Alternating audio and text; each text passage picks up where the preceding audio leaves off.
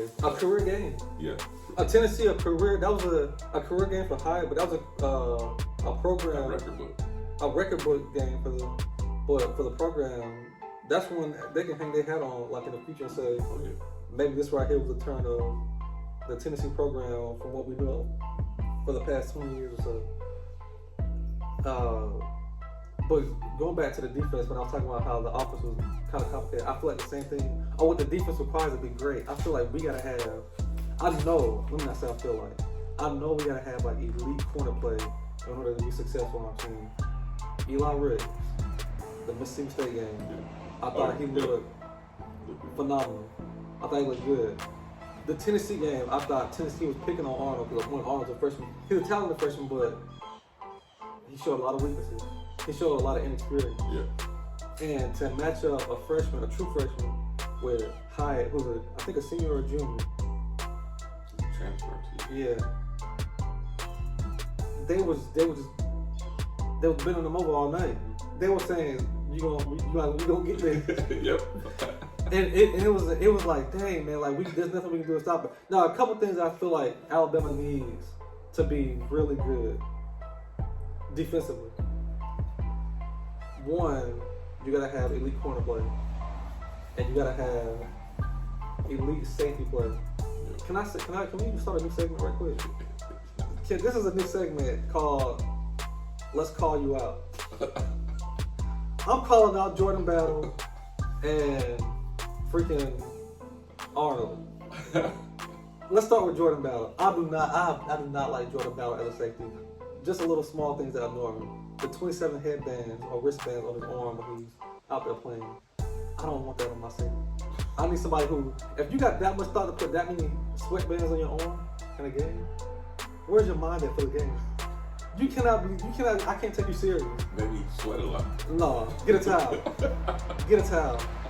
But I feel like Battle isn't the hit stick. Like there were so many plays in the Tennessee game where I saw receivers going to the middle. Let your presence be known. I remember 2015 or 16, two different positions with Reggie Ragland and Jordan Battle. But I remember Reggie Ragland. This was after we had lost to Ole Miss when we played Georgia that year. There was a play where a receiver came across the middle and Reggie Ragland just thumped somebody. They ain't go across the middle no more. Like, we need somebody who's gonna make you feel their presence in the middle to where these receivers are gonna be timid to cross the middle or do them underneath the route. I feel like we don't have a legitimate safety presence. Heck, a Tony Brown, I feel like would have laid a hand on somebody and been nasty and aggressive. I just want to see that physicality. I think Alabama defense requires a really extreme physicality, but you got to be also here mentally.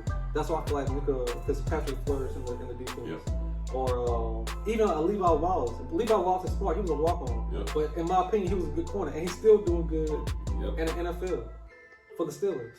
Like, you got to be mentally there, but you got to have that physicality to match. And I feel like that's what going on with the Georgia for a little bit defensively. Never mind, I don't know what their brain is. The physicality they have. I like how physical they are. They play really physical. But at times, you see some of the brain trust in them because they play smart. Like, you don't see a lot of blown coverages at all with them. And I feel like with us, you just see a lot of busted coverages. And it frustrates me because, not to stay on Georgia, but of course they do have blown coverages, but they don't have a lot. It's not a lot. And you see it, if it's somebody like a corner buster, he has safety help always, and the safety is right there to bail him out. We don't have that. Well, we don't have not like we used to. This year, I honestly believe the defense, just taking on defense a little bit, is I feel like our downhill slope started to happen when Jeremy Pruitt came in. I like Jeremy Pruitt. This is my personal belief. I don't know if I ever told you this. But I saw a slip in the way we played defense when Pruitt came in as a D coordinator. Once Pruitt came in, and I think he got a job at Tennessee. I didn't see us play like that nasty, ferocious defense like I was used to when Kirby was there. So what do you think that's just? I think it's that's talk or that's him. I think a good teacher. I don't think Pruitt was a really good teacher. I think a good teacher and a good organizer of defense or offense, they know how to make sure you understand what it is that you're doing. And I'm not sure, switching over to Pete Golden, I wonder how much he is like making sure you guys really understand what they're doing. Like, are they getting weekly tests about what your assignment is on this and this type of scheme, this coverage right here? Like, are they being shown? Are you, when you running through practice, are they saying in the middle of a route or middle of an offensive play being developed? Is Pete Golden saying, "Everybody stop, stand where you are"? And is he telling them who you got? Tell me who you got, what area you cover. Who you got? Who you like? You hear Gary, as much as people hate Gary Danielson, you can't cover open grass. We cover a lot of open grass and not enough receivers. And we saw all night long with Hyatt. I can't speak to the Arkansas game because the Arkansas game, I don't remember a lot of blown coverages. I just remember that third quarter from Arkansas. Yeah. But the Tennessee game specifically, it was, as good as the offense is, it was just a lot of Bama corners like 10 yards away from the actual play.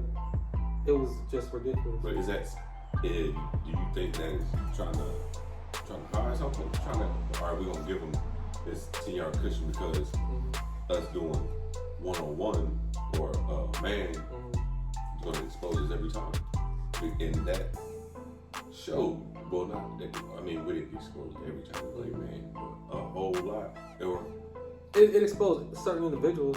This is why you saw Arnold get replaced by Riggs in the Mississippi State game. But do you think they should have made that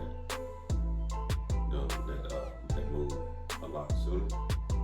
Because I heard, I was seeing in like message boards and stuff, people talking about Eli Riggs and saying that he needs to be played. But I was just like, well, he hadn't shown me. Like, I wouldn't take anything from him, but I just hadn't seen him. Because I really didn't watch him, and I didn't go back and watch any the LSU highlights. But saw how that dude is.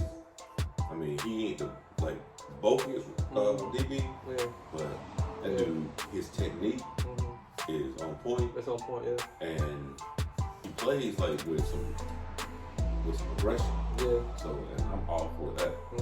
And like one of the announcers said during the game, I think Tennessee had not Tennessee, but Mississippi State, they were throwing a couple routes his way. And one of the things they noticed is that when he actually turned his head, like once he see the receiver looking, he's turning his head. Whereas a lot of Alabama players, they're just turning their body, but they're still keeping the eye on the receiver.